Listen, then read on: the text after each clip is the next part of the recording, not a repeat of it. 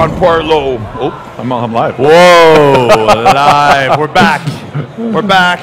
Back attack. Gabe, how's it going? I'm doing great, man. How are you? Yeah, day 4. Your feet are a little sore, apparently. My feet are sore. I took off my Jordans. Yeah, I was thinking of doing that, but I didn't want to kill everybody. You got to remove them in a biohazard location, you know. So, Big Ron here, Mutant Lab Report, live. Second last episode of the weekend. Hey, streaming around the world. It's neat. You go back there, there's people watching in all these countries. It's bizarre. It's amazing. And here we are at FIBO, and man, it's, I know, like I said earlier, I want to sound like a broken record, but it's really different here than what we're used to at the Olympia and the Arnold. It's worth it to come to this. Yeah. People, people from North America might think it's so far, that's over the pond. I could say the pond now because we're international men of mystery. Right, yeah. So we can use the term the pond. I just got to go over the pond. Over the pond.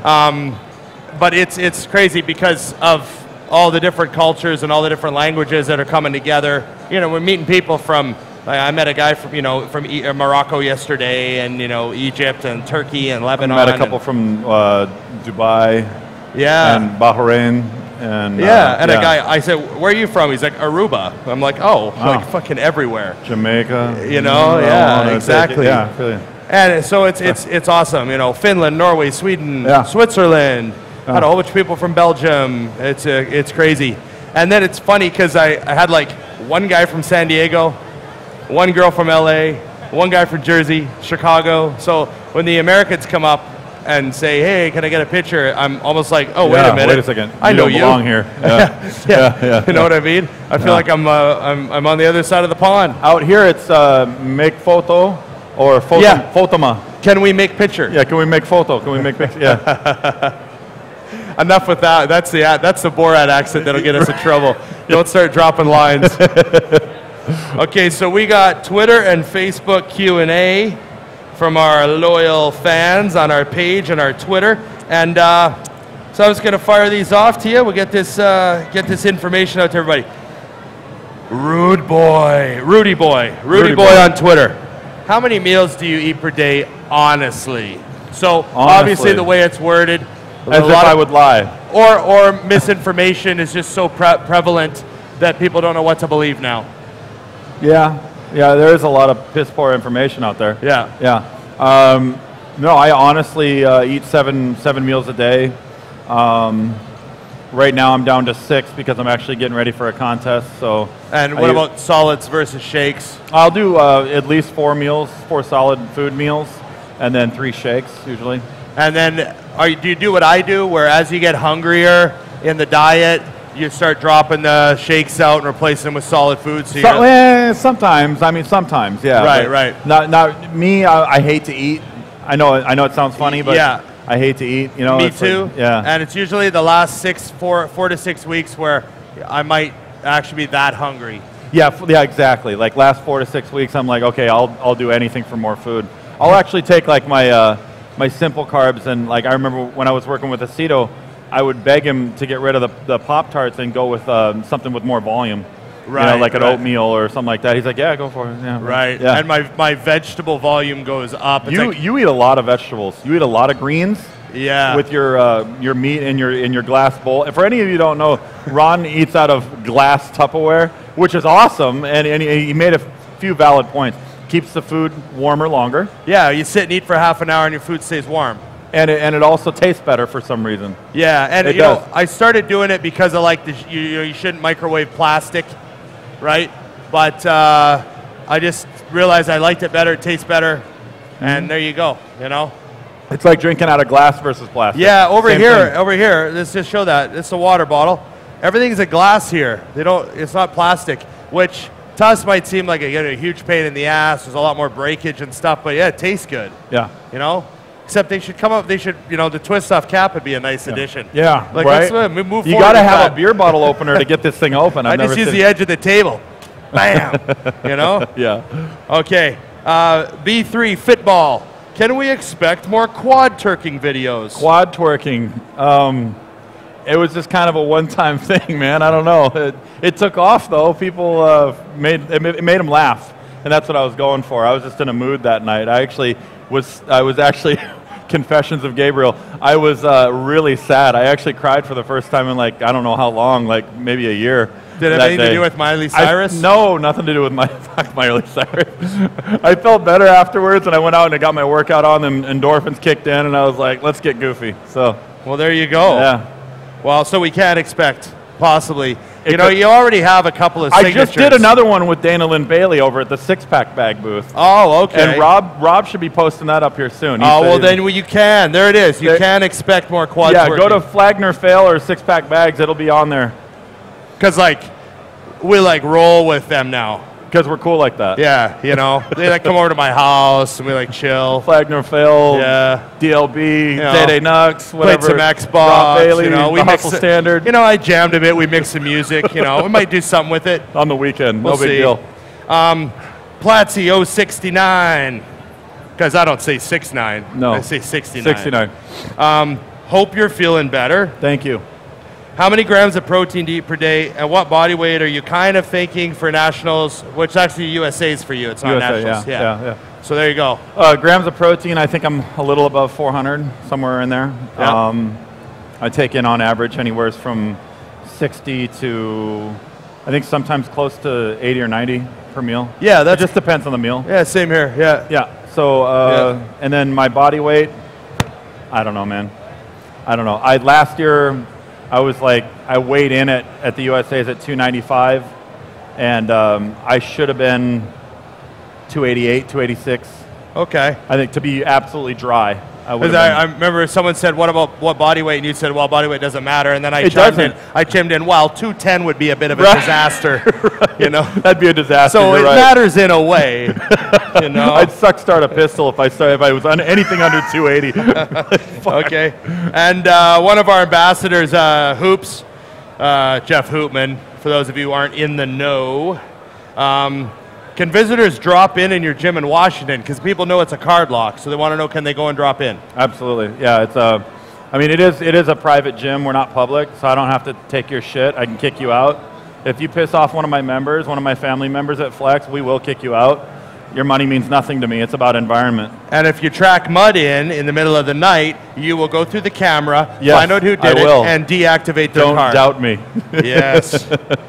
Okay. Yeah, and I also, to touch up on that, I allow IFBB pros to train for free. They've earned it. I mean, what if I don't have a pro card? Well, and if your name's Ron Partlow and you've placed second at the nationals. Well, I have a national title. Let's not forget that. You have a national title. Yeah, there you go. Yeah.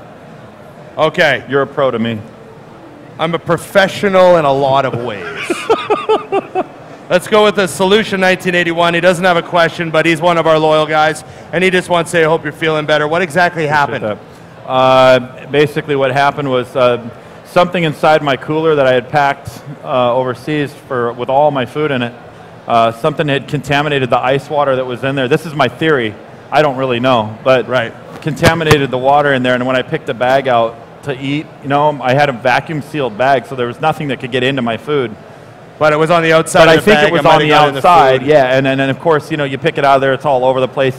You start eating, and before I knew it, and you stir your food with your hands and eat with your hands. So there you go. Right. So by 8:30 in the morning, I was puking everything up into the bucket, and had to text the boss and say, "Hey, man, I'm on my knees right now. I can't go anywhere." I thought you were playing hooky to go sightseeing. Right. I thought that I'd like look at your Instagram and there'd be pictures of you like on the hills, like looking out over the river, taking a cruise of the Rhine. Just like, you know, I'm like, yeah, Gabe had a rough day. And you're going, yeah. Or you try to be incognito, but too many people would post pictures of you. Oh, yeah, that'd be, right? Yeah. So now from Facebook, we got Ludwig Hagstrom. He just wants to know how many years have you been training now, and how much did you weigh when you started?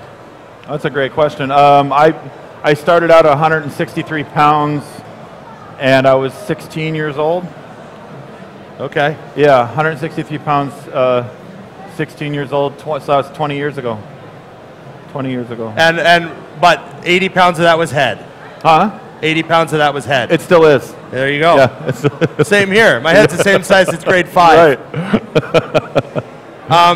You got Vij Van Driel and Rasmus and Gil. Good accent. I like that. That was good. What got you into lifting? What sparked actually wanting to lift weights off the ground? And I had this rotten, horrible person. No, I'm kidding. I had a girlfriend dumped me. You know, you're 16. You think you're head over heels in love for somebody. And right. Yeah, you're like, I'll get bigger arms. Yeah, and I'll make you pay. Yeah, I basically did the quick math on it. I looked around and was like, you know, who's got the hottest chicks, and then it's the guys with the jocks, you know, the ones with the muscle. And I was like, well, you can't beat them, join them, you know. Well, it's funny, you know. Someone had said to me, I think it was on it was on YouTube. Someone said, I'd never want to look like those guys. Okay. 95% of women don't like that. Right. And I just responded. I said, yeah, but the 5% that do are so worth it. I think it was a lot of O's on the so. Favorite meal of the day from Matthias Knudsen. Matthias Knudsen, favorite meal of the day? Breakfast. That's easy. Yeah. Breakfast. I love breakfast. I like breakfast food the best. Yeah, definitely. And if you're not dieting, you're off season and you're traveling around, I'll order breakfast food a lot. Yeah. Even if it's 9 o'clock at night. Yeah. Like when we're in Vegas for the O. Oh, we go to that restaurant in whatever Orleans or whatever. Yeah. What was that? That's Keller dropping another joke on us. I don't know. And Justin Giordano, or Giordano, what made you want to be a part of Team Mutant? Why did you that video that you sent in to try to get on Mutant, what made you want to be a part of Team Mutant? I mean, why didn't you do 20 of those videos for all the other companies?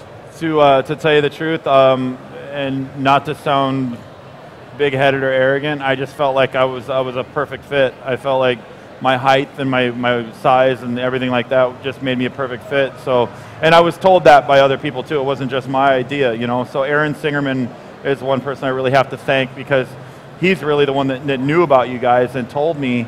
And then I flew out to Georgia for the Atlanta Nationals and to come meet everybody. And then when I got there, I had showed up to the venue or whatever too late. You guys were already closing down. I missed my opportunity to meet you. So at that point, Aaron Singerman contacted you, and he knew that we would get along great. So he contacted you, and then you probably know the rest of the story better than I do. I mean, yeah. Well, first I Googled you because I'd heard your name, right? Really? Yeah, like because I heard it. I was like, oh, Gabe Moen. That guy's, I think that's that big. Is that big dude? And Aaron's like, he's fucking big. And I was like, so I Googled and I saw that picture where you're holding that American flag. Oh, okay, yeah. And I was like, oh, and I'd seen that photo before. Okay. And I was like, oh, okay. And, because, I have you have to be GQ enough for the team. Like, I don't want anybody on the team if they're going to bring the average down. Right. So I figured, okay, well, he kind of sneaks in under the bottom line. Right, so right. I'll send Ryan's number to Aaron, and Aaron can get the ball rolling. So generous you are. So yeah, that was how you got in touch with them. But yeah, which I can't thank you enough for, obviously, because now well, I mean, I made a new best friend, and we are. You know what fun. though? I have to say, I was really impressed. Like after you got on the team and we did the intro and all that in Vancouver, and I met you and blah blah blah. And we showed the video that you sent in. Oh yeah.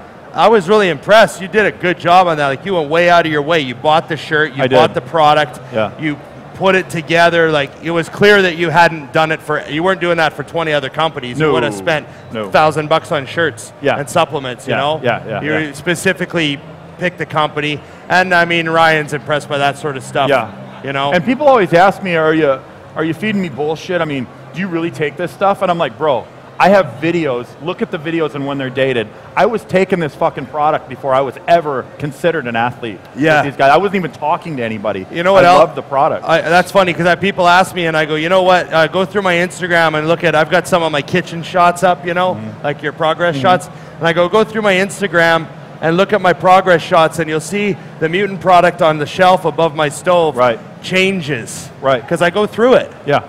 It's a bag of whey, and then it's gone, and there's another flavor, and then it's gone, and then there's 3 Mayhems, and then there's 1 Mayhem, and then there's 4 pumps, and then 1 pump, and so I go through all that stuff. I'm going through a lot of BCAs now. Yeah.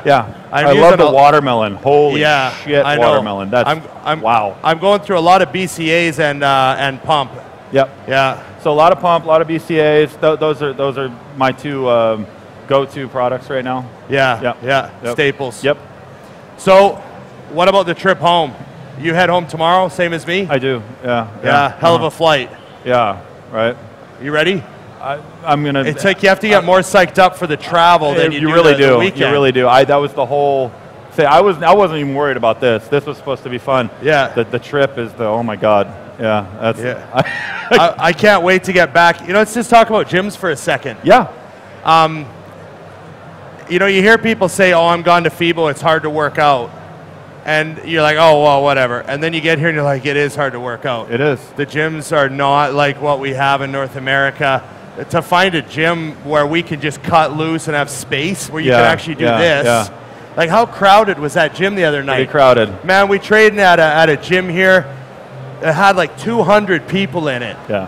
And we were going to do arms. I was going to do arms with Klaus and Scott Welch. And you were doing back. I think I did my first set and I was sweating.